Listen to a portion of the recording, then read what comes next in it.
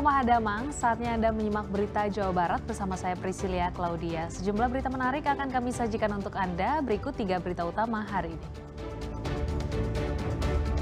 Longsor tambang galian C kembali terjadi di Cirebon, 2 penambang pasir tewas. Video asusilanya tersebar luas, santri laporkan guru cabul di pesantrennya. Sepasang suami istri di Bogor tewas mengenaskan, diduga sang istri meninggal dunia dibunuh suaminya.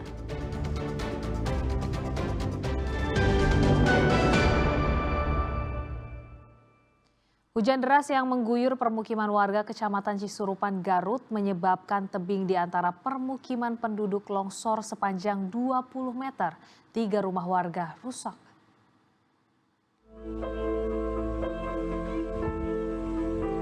Hujan Selasa malam membuat tebing jalan di antara permukiman warga Kampung Ciberem, Desa Sirna Galih, Kecamatan Cisurupan, Garut longsor. Jalan lingkungan yang longsor sepanjang 20 meter. Tidak hanya tebing jalan yang longsor, tanah di sekitarnya juga bergeser sekitar 60 cm.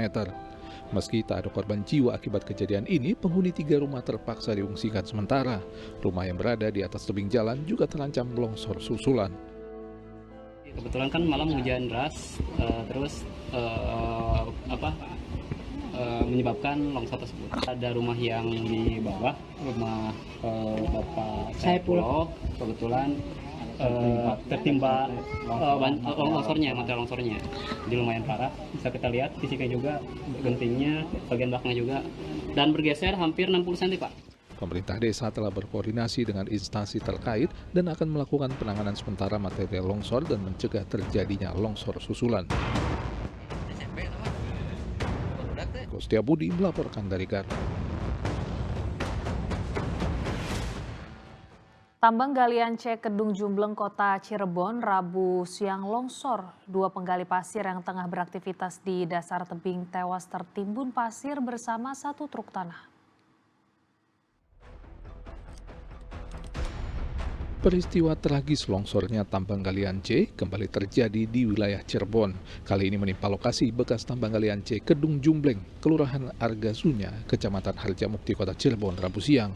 Longsor menimbun Rian dan Dani, kakak beradik yang menjadi penggali pasir di lokasi tersebut. Saat longsor terjadi, ada 4 orang penggali pasir tengah beraktivitas di dasar tebing batu tambang. Namun tiba-tiba tebing di atas tanah yang mereka gali longsor. 2 orang berhasil menyelamatkan diri, sedang 2 orang lainnya tertimbun bersama sebuah truk pasir. Aktivitas berarti 4 orang ya? 4 orang. Oh, 2 orang berhasil lari. Berhasil lari. Bapak di sini juga setiap hari kerja di sini? Setiap hari. Cuman saya sebagai supir juga sih.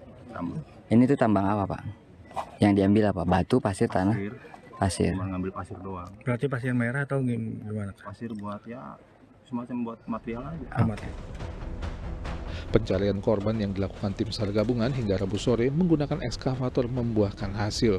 Kedua korban ditemukan meninggal dunia di dekat truk yang tertimbun longsor.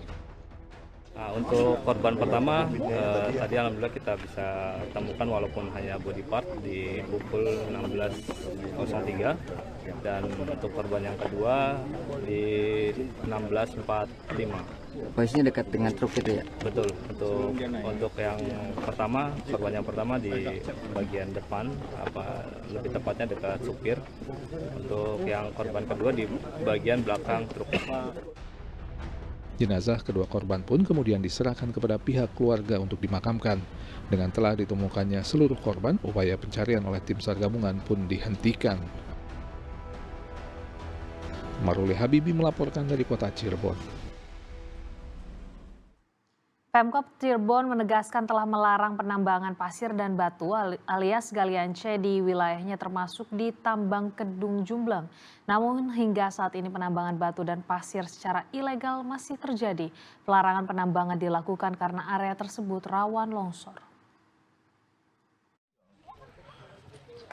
Penegasan tersebut disampaikan Wali Kota Cirebon saat meninjau upaya pencarian 2 korban penambang pasir yang tertimbun longsor di bekas tambang galian C Kedung Jumbleng Rabu sore.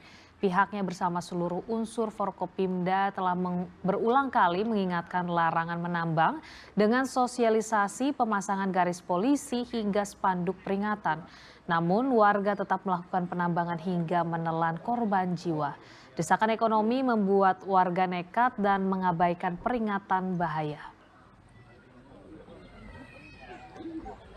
Beberapa waktu yang lalu tentunya semuanya kita tahu bahwa pemerintah daerah dan Forkopimda semuanya, Kapolres, Dandim dan lain-lain sudah kita melakukan upaya untuk larangan tidak lagi menggali di galian C ini karena sangat berbahaya.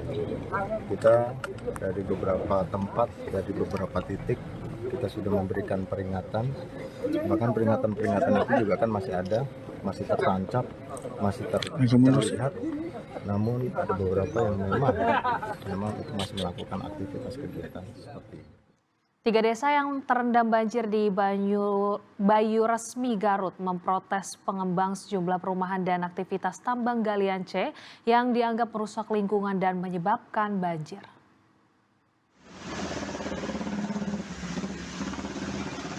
Warga desa Sukaraja, Sukakarya, dan Sukalaksana, Kecamatan Bayu Resmi Garut, meradang saat bertemu dengan pihak perusahaan pengembang perumahan dan penambangan pasir galian C yang difasilitasi oleh ketiga kepala desa.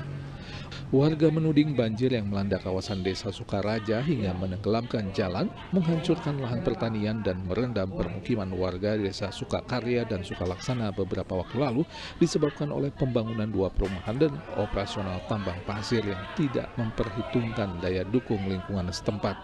Warga mendesak agar pengembang perumahan dan operator tambang pasir membangun saluran drainase yang memadai agar tidak terjadi banjir saat hujan deras.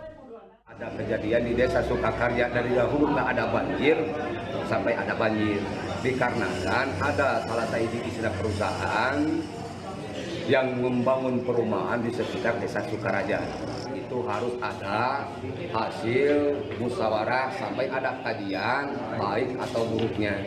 Sementara jangankan istilah masyarakat, kepala desa yang ada di Sukaraja juga istilah seolah-olah tidak tahu menahu. Warga nggak meminta uang ataupun meminta beras, melainkan meminta dibangunnya saluran air seperti drainase dengan pengerukan dari hilir, seperti menurunkan alat berat. Meski menerima aspirasi warga, belum ada kepastian kapan saluran air akan dibuat oleh perusahaan. Dari pihak perusahaan memang diterima aspirasi, nanti akan diajukan ke pihak pemilik perusahaan, tetapi eksekusi mungkin belum ada waktu dan kapan-kapannya. Warga memberi tenggat waktu hingga sepekan ke depan kepada pihak perusahaan untuk menjawab tuntutan mereka. Jika mandek, maka warga akan melakukan aksi protes besar-besaran. Eko Setiabudi melaporkan dari Garut.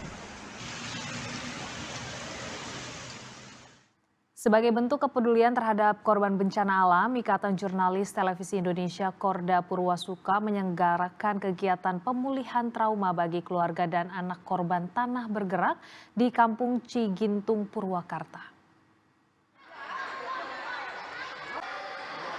Kegiatan terapi pemulihan trauma psikologis bagi warga Kampung Cigintung, Desa Pasir Munjul, Kecamatan Sukatani, Purwakarta yang menjadi korban tanah bergerak dilakukan Ikatan Jurnalis Televisi Indonesia Korda Purwasuka bekerja sama dengan BPBD Purwakarta Rabu lalu.